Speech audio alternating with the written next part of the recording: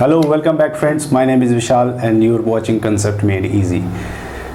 दोस्तों, हमारे daily routine में हम बहुत सारी प्रॉब्लम्स को फेस करते हैं।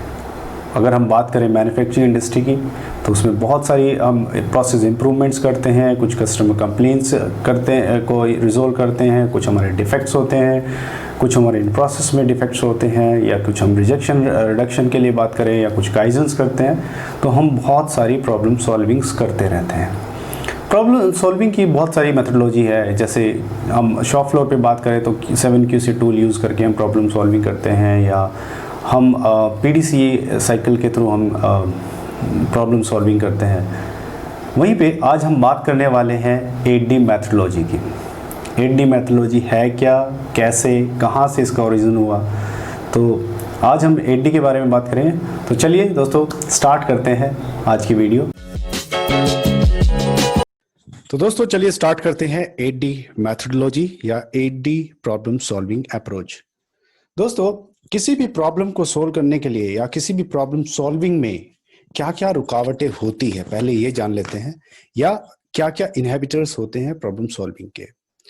सबसे पहले तो हम प्रॉब्लम को करेक्टली डिफाइन नहीं कर पाते या उसको डिस्क्राइब नहीं कर पाते प्रॉपरली।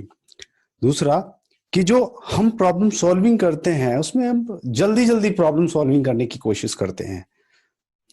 तीसरा, टीम में कोऑर्डिनेशन नहीं होता, टीम मेंबर्स पार्टिसिपेट नहीं करते, कोई लॉजिकल प्रोसेस नहीं होता कि कैसे हमें करना है कैसे नहीं करना है। कभी हम इधर एनालिसिस करने लगते हैं, कभी किसी पॉइंट पे एनालिसिस करने लगते हैं। Lack of technical skill means कि हमारे जो प्रॉब्लम सॉल्विंग टीम है उनके पास टेक्निकल कॉम्पिटेंसी नहीं होती अप टू द मार्क जितनी हमें चाहिए होती है। मैनेजमेंट इम्पेशेंट होता है कि लेट्स सपोज कि कंप्लेन आई है, कस्टमर कंप्लेन, और कस्टमर ने उधर से अप्रोच करना चालू किया मैनेजमेंट को, तो मैनेजमेंट बोलती है प्रॉब्लम सॉल्विंग टीम को मेरे को जल्द से जल्द या विद इन ये टाइम लिमिट आपको ये कंप्लीट करना ही है। तो मैनेजमेंट से प्रेशर आता रहता है। कभी कभी हम रूट को जो है मिस आइडेंटिफाइड कर लेते हैं कि हाँ जल्दी जल्दी के चक्कर में हम रूट को जो है वो मिस आइडेंटिफाइड कर लेते हैं। फिर हमारे जो करेक्टिव एक्शंस हमने डिफाइन किए हैं, परमानेंट करेक्टिव एक्शंस को हम इंप्लीमेंट नहीं करते। तो चलिए दोस्तों जानते हैं 8D। सबसे पहले ये देखते हैं कि 8D होता क्या है, 8D किसको कहते हैं।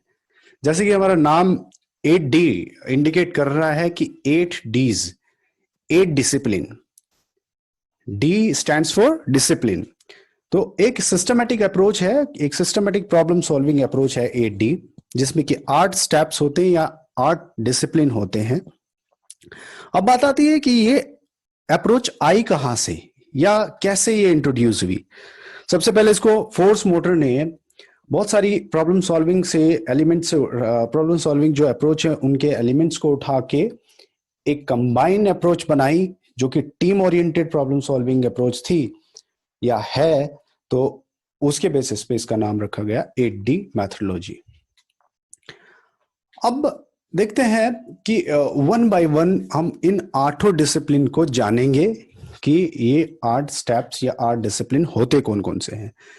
तो इसको ऐसे समझते हैं कि हमारे पास एक प्रॉब्लम आई और प्रॉब्लम आने के बाद हमने उसको पहले स्टेप में टीम को डिफाइन किया, दूसरे स्टेप में हमने प्रॉब्लम को डिफाइन किया, नेक्स्ट स्टेप में हमने उसके लिए कंटेनमेंट एक्शंस लिए या टेम्परेरी एक्शंस लिए कुछ। मीनवाइल हमने उसमें अपना रूट कॉज एनालिसिस चालू किया कि ये प्रॉब्लम हुई क्यों। नेक्स्ट हमारा D5 कुछ एक्शंस प्लान करेंगे रूट कॉज के बेसिस पे, और D6 में हम वो एक्शन जो हमने प्लान किए वो इंप्लीमेंट करेंगे।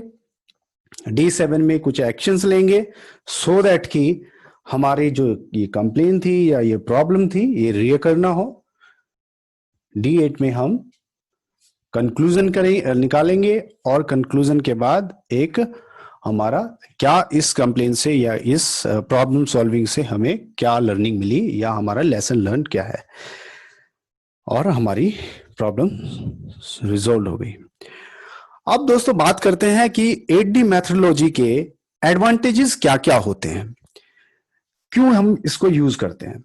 8D मेथोडोलॉजी को हम इसलिए यूज करते हैं क्योंकि एक तो हमें स्ट्रक्चरल अप्रोच मिल जाती है, एक स्ट्रक्चर मिल जाता है कि हमें कैसे कैसे किस डायरेक्शन में काम करना है, पहले क्या करना है फिर क्या करना है। सेकंड, एक कॉमन अप्रोच होती है सभी प्रॉब्लम के लिए, जो सभी डिफेक्ट्स के लिए हम जो प्रॉब्लम सॉल्विंग करेंगे उसके लिए हम कॉमन अप्रोच रख सकते हैं। टीम वर्क होता है, फैक्ट बेस हम इस पे एनालिसिस कर सकते हैं और इसमें क्वालिटी मेथड्स हम यूज कर सकते हैं, और साथ ही साथ हमारे पास बैकअप के लिए डॉक्यूमेंटेशन भी होगा सो दैट कि हम उसको फर्दर अपने यूज के लिए, एनालिसिस के लिए यूज भी कर सकते हैं इन फ्यूचर। अब हम इन 8 डिसिप्लिन्स को, 8 स्टेप्स को वन बाई वन डिस्कस करते हैं और देखते हैं इन 8 स्टेप्स में हम क्या क्या, कैसे कैसे इनको इम्प्लीमेंट करते हैं ड्यूरिंग प्रॉब्लम सॉल्विंग। सबसे पहला आता है हमारा डिफाइन ए टीम। जब हम एक टीम डिफाइन करते हैं तो इस टीम में, जैसे कि आप पढ़ सकते हैं कि a team of a people with product process knowledge skills in various technical disciplines। तो मतलब कि हमारे पास कॉम्पिटेंट लोग होने चाहिए डिफरेंट डिफरेंट डिसिप्लिन से, डिसिप्लिन बोले तो डिपार्टमेंट से, सो दैट कि वो प्रोडक्ट और प्रोसेस के बारे में जिनको जानकारी हो। कुछ सपोर्टिंग कंसेप्ट होने चाहिए या मेथड होने चाहिए कि पीपल इन्वॉल्वमेंट होना चाहिए, पार्टिसिपेटिव होना चाहिए टीम मेंबर, और एक टीम लीडरशिप स्किल्स होनी चाहिए, मीटिंग फैसिलिटेशन स्किल्स होनी चाहिए। जब हम एक टीम डिफाइन करते हैं तो ये टीम मल्टी डिसिप्लिन होनी चाहिए, जैसे हमने अभी बात करा कि डिफरेंट डिफरेंट डिपार्टमेंट में या डिसिप्लिन में उनको नॉलेज होनी चाहिए। तो जैसे कि आप इस पिक्चर में देख सकते हैं कि हमारे पास प्रोडक्ट एंड मैन्युफैक्चरिंग इंजीनियरिंग से, मार्केटिंग से, ह्यूमन रिसोर्स से, मटेरियल से, कुछ प्रोडक्शन से, क्वालिटी एश्योरेंस से, परचेजिंग से, कुछ एक्सटर्नल कस्टमर भी हमारा प्रॉब्लम सॉल्विंग में ऐड हो सकता है। लाइक हम उसके एंड से कुछ इंफॉर्मेशन लेना चाहते हैं, कुछ हमारा सप्लायर भी प्रॉब्लम सॉल्विंग टीम में ऐड हो सकता है, आप रख सकते हैं, और कुछ हमारा फाइनेंस और अकाउंट, ये भी आपके क्रॉस फंक्शनल टीम में हो सकता है। टीम डिफाइन करने के बाद दोस्तों हम चलते हैं, अब बारी है हमारी प्रॉब्लम को डिफाइन करने की। मिस्टर चार्ल्स ने बोला था कि a problem well stated is a problem half solved. मतलब कि अगर आपने एक प्रॉब्लम को अच्छे से डिफाइन कर दिया है तो आपकी आधी प्रॉब्लम सॉल्व हो जाती है। जब भी आपको प्रॉब्लम डिफाइन करनी है तो आप प्रॉब्लम को कई तरीके से डिफाइन कर सकते हैं, बट वो प्रॉब्लम अच्छे से डिफाइन होनी चाहिए और एक वेल डिस्क्राइब होनी चाहिए, अच्छे से सारे के सारी जो भी उसमें इंफॉर्मेशन है वो अवेलेबल होनी चाहिए, सो दैट कि सभी को अवेयरनेस हो उसके रिगार्डिंग। ये कुछ कंसेप्ट्स है या मेथड है जिसके थ्रू आप इस अपनी प्रॉब्लम को अच्छे से डिफाइन कर सकते हैं, जैसे कि 5W2H से आप कर सकते हैं, इज नॉट एनालिसिस से कर सकते हैं, पैरेटो एनालिसिस से आप देख सकते हैं कि कौन सा टॉप कंट्रीब्यूटर है, ये भी यूज किया जाता है टीम को प्रॉब्लम को डिफाइन करने के लिए, कंट्रोल चार्ट्स या चेक शीट। अब हमने टीम भी डिफाइन कर ली है, हमने प्रॉब्लम भी डिफाइन कर दी है, अब बात आती है टेम्परेरी एक्शंस लेने की या कंटेनमेंट एक्शंस लेने की। कंटेनमेंट एक्शन D3 जो स्टेप है, कंटेनमेंट एक्शन कुछ टेम्परेरी एक्शंस होते हैं जो कि हम डिफेक्ट को आइसोलेट करने के लिए या कस्टमर को प्रोटेक्ट करने के लिए लेते हैं, सो दैट कि डिफेक्टिव पार्ट्स या डिफेक्टिव कंपोनेंट्स हमारे कस्टमर को ना जाए। इस दौरान हमें कुछ अगर देखा जाए कुछ कंसेप्ट्स है या सपोर्टिंग मेथड्स जो देखे, हमें पता चलता है कि हमने इस लॉट में बनाया था, इस तारीख से इस तारीख के बीच में हमारा शिफ्ट में ये बना है पार्ट, तो हमें ये चीजें क्वारंटीन करनी पड़ेगी।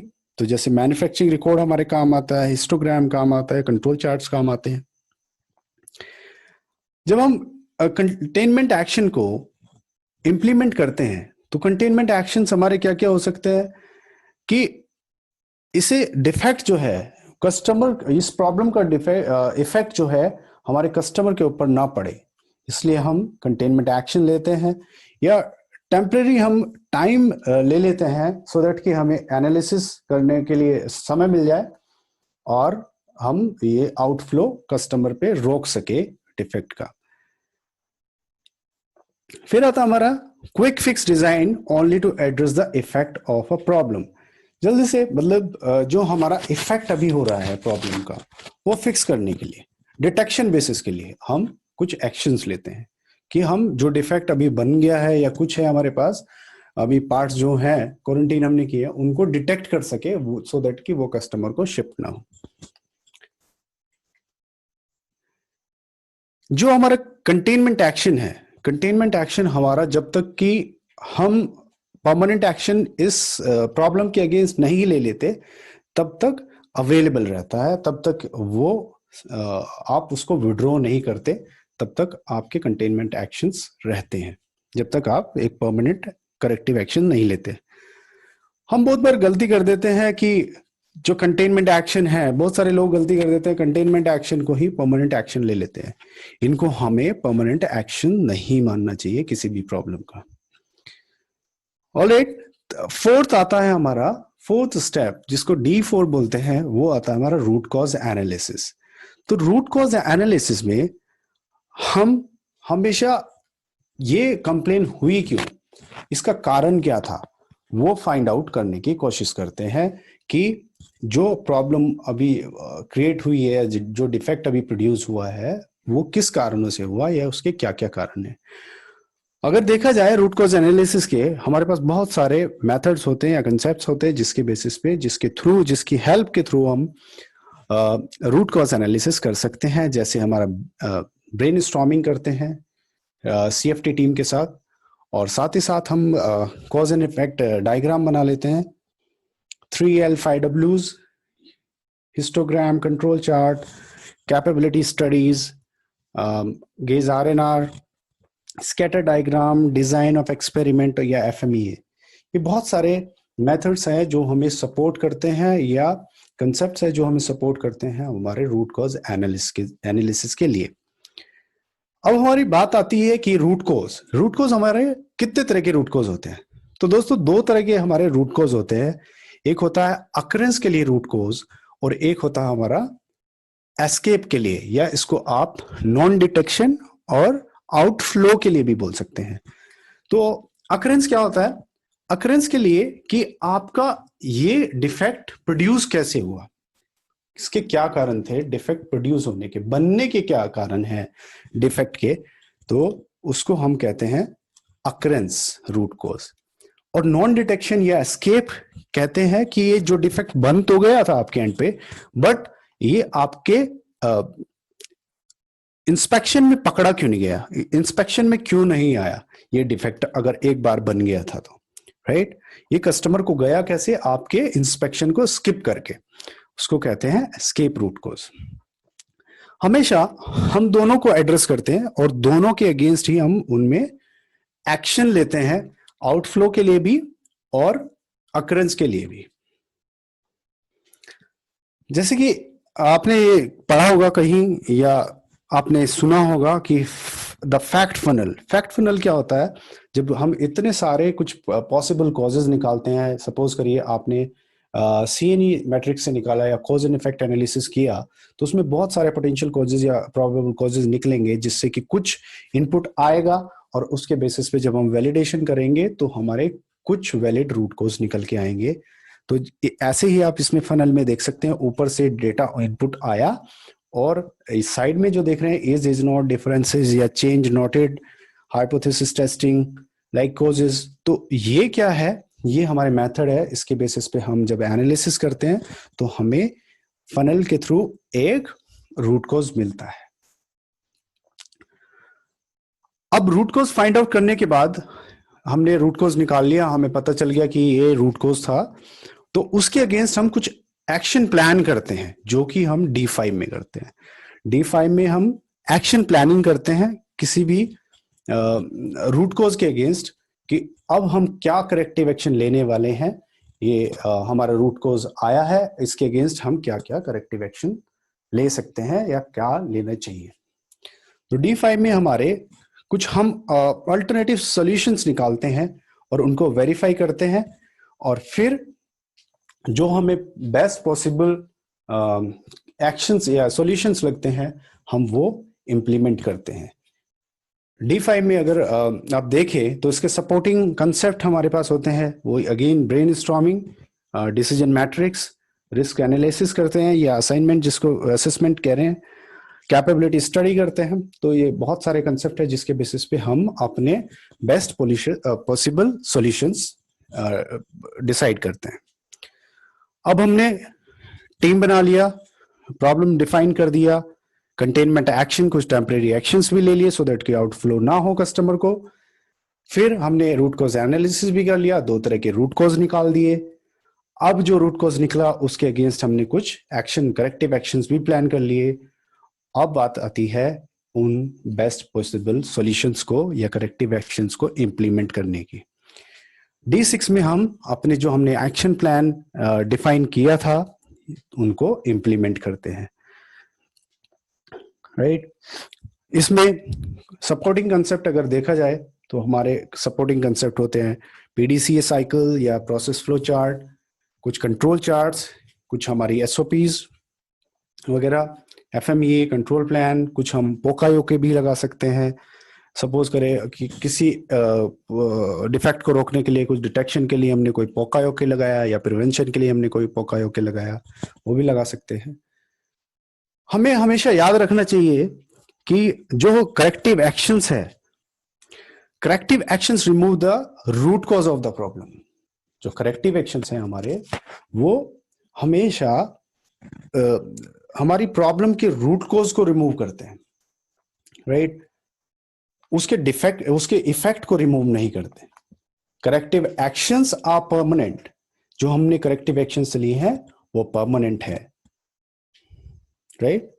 और एक चीज का हमें ध्यान ये भी रखना चाहिए कि जो हमारा प्रॉब्लम है वो वापस नहीं आनी चाहिए या रीअकरेंस नहीं होना चाहिए। कभी भी जो एक्शंस हमने लिए तो फिर हमारी प्रॉब्लम रीअकर नहीं होनी चाहिए या दोबारा से वो प्रॉब्लम नहीं आनी चाहिए। अब हमने एक्शंस भी ले लिया, तो अब बात आती है कि अब नेक्स्ट स्टेप D7 में क्या करेंगे। D7 में अभी जैसे मैंने बताया कि हमें प्रॉब्लम को रीअकर नहीं होने देना है, क्योंकि जो हमने एक्शंस लिए तो वो उससे हमारी प्रॉब्लम रीअकर नहीं होनी चाहिए। तो D7 में हम प्रिवेंट रीअकरेंस या कुछ एक्शंस लेते हैं तो जो कि हमारे कंप्लेन को, जो हमारे डिफेक्ट को रीअकर होने से रोकते हैं। तो कुछ हम मेथड, जैसे अब हमने PFME में ऐड कर दिया है, या हम कुछ SOPs बनाते हैं, कुछ हमने प्रोसेस डिफाइन कर दिया है, या हमारा कुछ प्रोसेस मॉडिफाई हो गया है, या हमने कोई फिक्सचर नया लगा दिया है, या हमने कोई लाइक कह सकते हैं कोई सिस्टम नया इंट्रोड्यूस कर दिया है कि पहले ये इस तरीके से रिवर्क इस तरीके से होता था, अब रिवर्क इस तरीके से होगा। तो हम कुछ इसमें मॉडिफिकेशंस लाते हैं और इसको स्टैंडर्डाइज करते हैं, अपने डॉक्यूमेंट्स रिव्यू करते हैं। जैसे कि हम इसमें अपना PFD चेंज करते हैं, अपडेट करते हैं, अपने FMEA को अपडेट करते हैं, कुछ हमारे SOPs होती है वो करते हैं, कंट्रोल प्लान को अपडेट करते हैं। तो ये सारे के सारे होते हैं हमारे ये एक्शंस जो भी होंगे, जो हम मॉडिफाई करेंगे या रिव्यू करेंगे अपने डॉक्यूमेंट्स, तो ये आते हैं D7 में, जिसको हम कहते हैं actions to prevent reoccurrence of a problem. अब दोस्तों आपके दिमाग में ये आ सकता है कि D7 रीअकरेंस को रोक दिया तो ठीक है, डॉक्यूमेंट तो आपने अपडेट कर दिए हैं, बट अगर आप देखें लैक ऑफ प्रिवेंशन, अगर आपने प्रिवेंशन नहीं किया किसी भी कंप्लेन का या डिफेक्ट का, तो वो कैसे एक साइकिल ऑफ वेस्ट है। आप इस साइकिल से समझ सकते हैं कि कैसे constantly working on a past concern, बार बार आपके पास एक ही इशू आएगा, फायर फाइटिंग करते रहेंगे, फिर प्रॉब्लम को फिक्स करने में टाइम लगेगा, फिर लैक ऑफ प्रायोरिटीज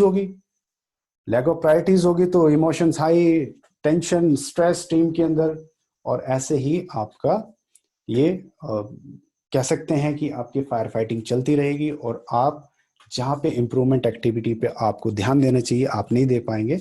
तो इसलिए हमें हमेशा प्रिवेंशन के ऊपर काम करना चाहिए। नेक्स्ट स्टेप आता है दोस्तों 8D8, जिसको हम कहते हैं कंक्लूजन या लर्निंग या लेसन लर्न। हम D8 में प्रॉब्लम का कंक्लूजन निकालते हैं कि हमने क्या एक्शंस लिए और क्या प्रॉब्लम थी, और इसमें हमें सीखने को क्या मिला, इससे हमें लेसन लर्न क्या मिला, और अपनी टीम को रिकॉग्नाइज करते हैं।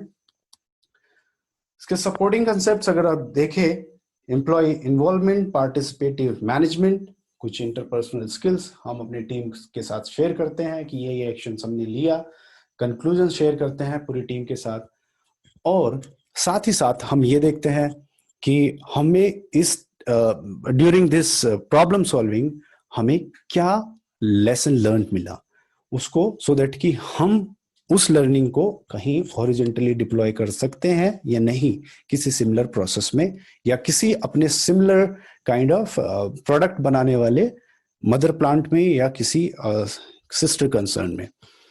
तो दोस्तों ये थी आज की वीडियो। अगर आपको ये वीडियो अच्छी और हेल्पफुल लगी तो प्लीज़ वीडियो को लाइक कर दीजिए, साथ ही साथ अपने दोस्तों के साथ शेयर कर दीजिए। अगर आप कोई सजेशन हमें देना चाहते हैं तो कमेंट बॉक्स में ज़रूर लिखें, और अगर आगे